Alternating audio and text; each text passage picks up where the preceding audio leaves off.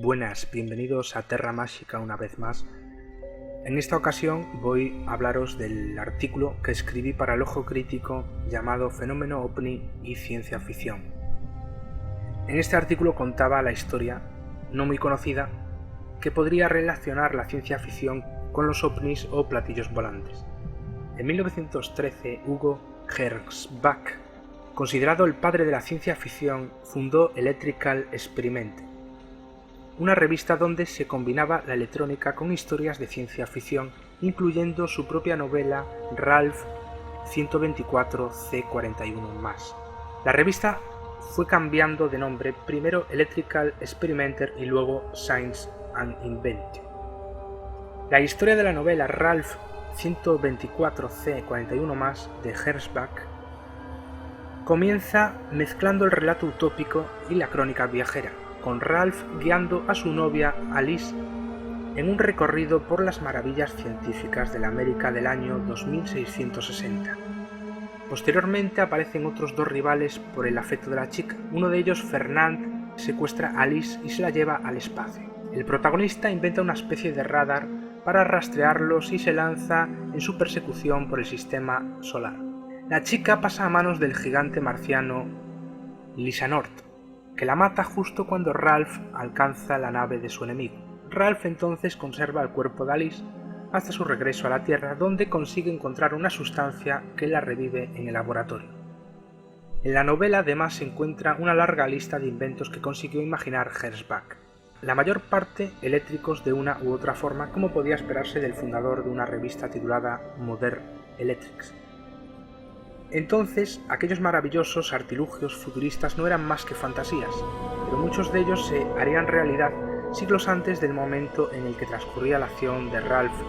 En cuanto a la televisión, aunque no era nueva en la ciencia ficción, ya había sido imaginada en fecha tan temprana como 1895. Gernsback fue uno de los principales responsables de popularizar tanto el fenómeno como la palabra, ya que en 1909 había publicado en la revista Modern Electrics un artículo sobre los pioneros experimentos alemanes con la transmisión de fotografías titulado Televisión y teléfono. También podemos observar la similitud de la nave que aparece en la portada del libro, Ralph 124, y en esta portada que veis abajo de la revista Electrical Experimenter de 1918, con la forma de los supuestos platillos volantes. En 1926, bajo la casa editorial Experimenter Publishing, propiedad de Gernsback, se lanza el primer número de la revista estadounidense Amazing Stories. Esta era la primera publicación dedicada exclusivamente al género de la ciencia ficción, término que nació en 1926 de la mano de Gernsback, quien lo utilizó en una de las portadas de Amazing Stories. Entre las portadas de la revista y sus ilustraciones podemos encontrar naves extraterrestres de diversos tipos, humanoides que bajan de esas naves, otros planetas habitados y batallas en el espacio.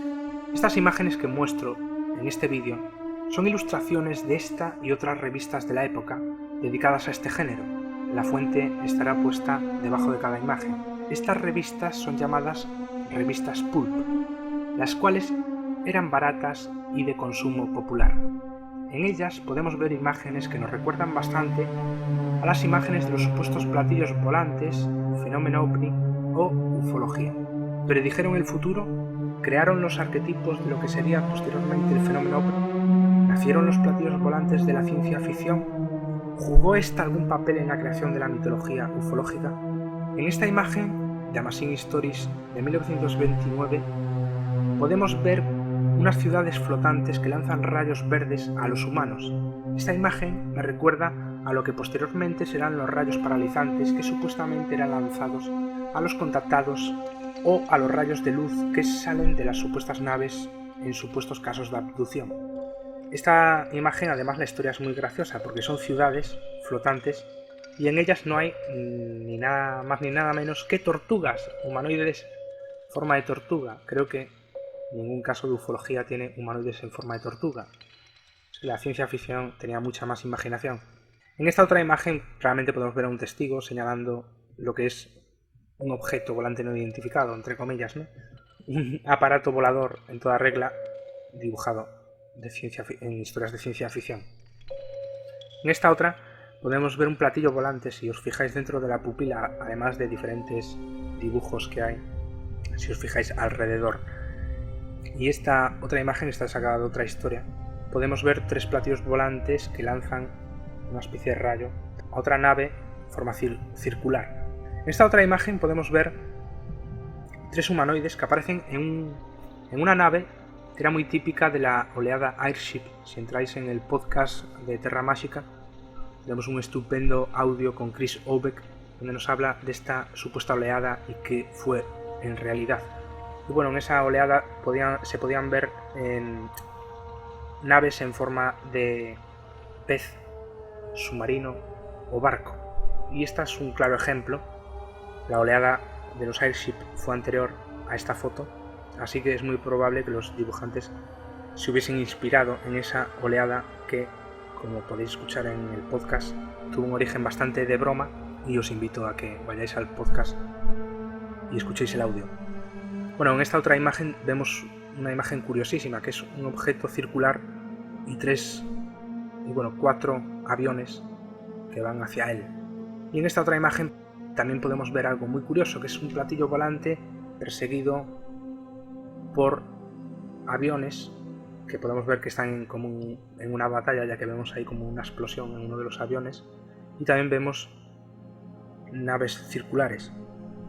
Bueno, esto me recuerda mucho al caso de Kenneth Arnold, y como vemos ahí es de 1943.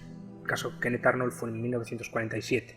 Y también me gustaría ahora poner un extracto del podcast donde Chris Obeck nos habla del caso de Kenneth Arnold. Así que dentro audio.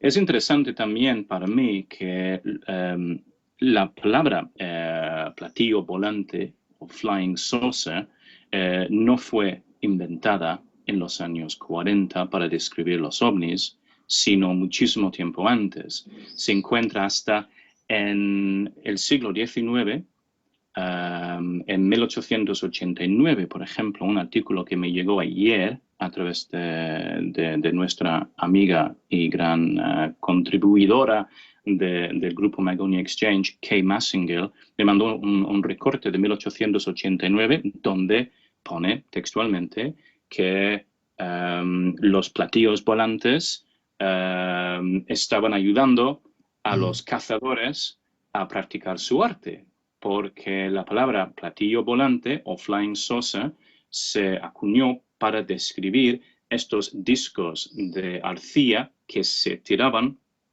para que los cazadores o los militares practicaran con ellos, intentando dispararlos mientras volaban por el aire. Bueno, los tiraban.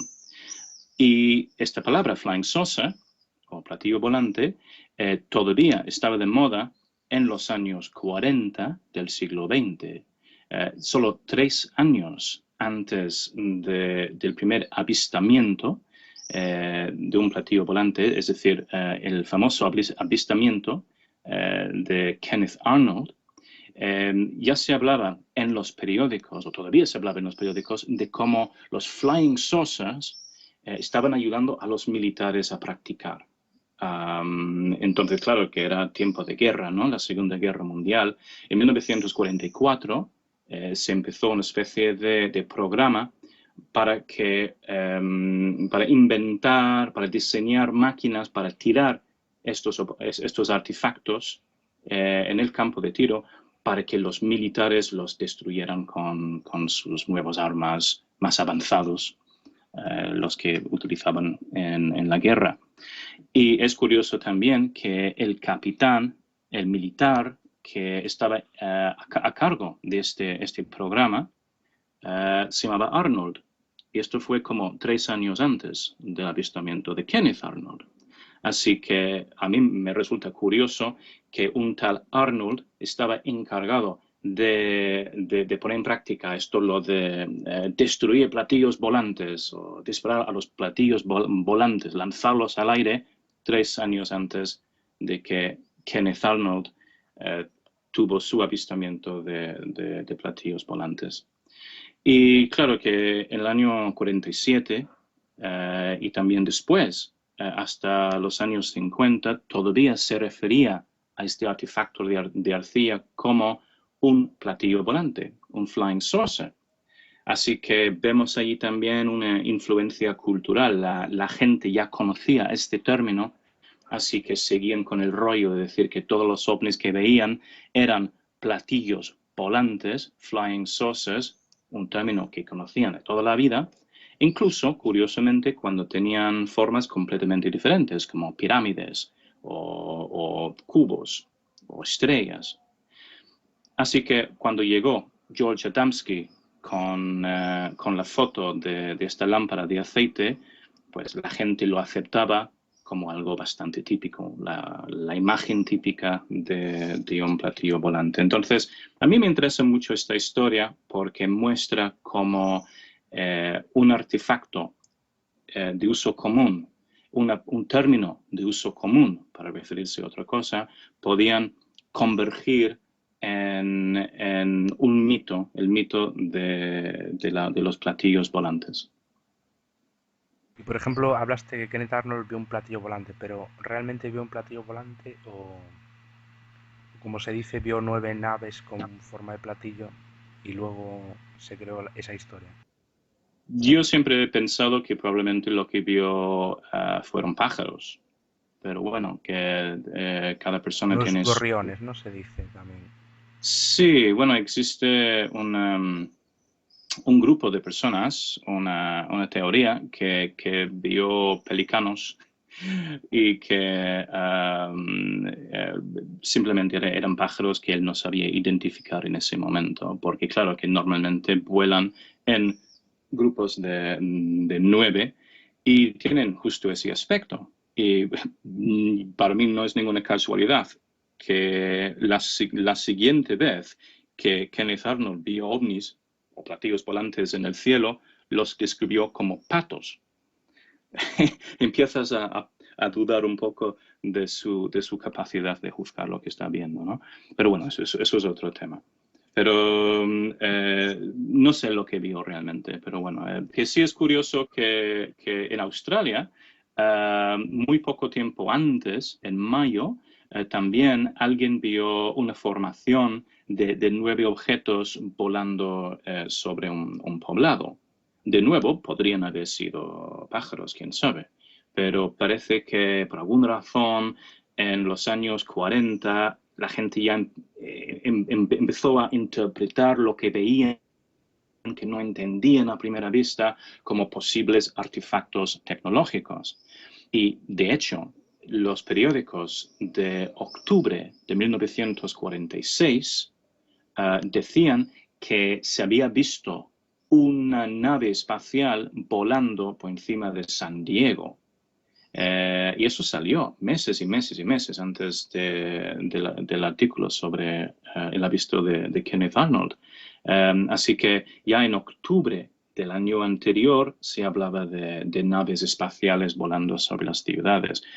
Al final, esa historia pues resultó ser algo inventado por un psíquico de la época y tenía su propia secta, su propio grupo y hablaba de canalizaciones de voces extraterrestres y no sé qué. Bueno, es lo de siempre, ¿no? Que se inventaban historias en esa época, pero se ve de todos modos que entre el año 46 y 47 la gente ya tenía ganas de interpretar las cosas que no entendían como posibles señales de los marcianos o yo qué sé, o artefactos voladores de la Tierra, de los enemigos de los americanos o de otros planetas. Bueno, después de escuchar este audio, seguimos. Bueno, la variedad de naves y de humanoides que nos encontramos en las ilustraciones de los relatos de ciencia ficción en estas revistas son muy variados. Aquí podemos ver lo que se podría llamar un aparcamiento de estas naves en toda regla, ¿no? Con diferentes tipos de naves, tanto circulares como alargadas en forma de puro, como un platillo volante. Aquí podemos ver otra donde 2 testigos apuntan al cielo y también se ven naves.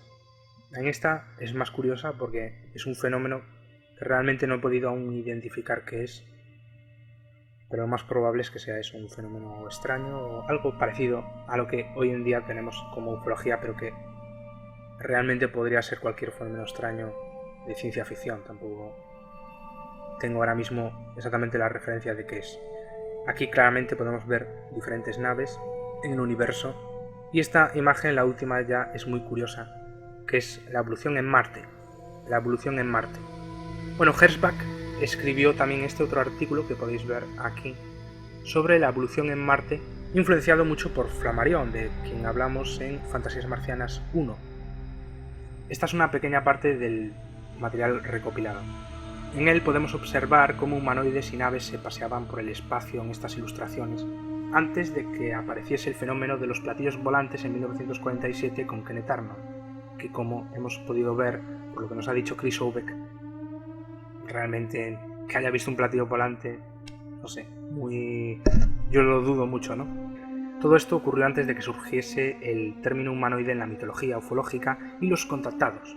Mi opinión es que una de las posibles hipótesis sería que estas imágenes pudieron servir al inconsciente colectivo o mente humana para crear los arquetipos que luego aparecerían en la ufología.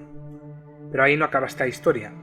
La relación de Amazing Stories con los platillos volantes va más allá, y eso os lo contaré en el siguiente capítulo de ciencia ficción y ufología, que habrá unos cuantos más. Gracias por estar ahí, hasta otra, chao.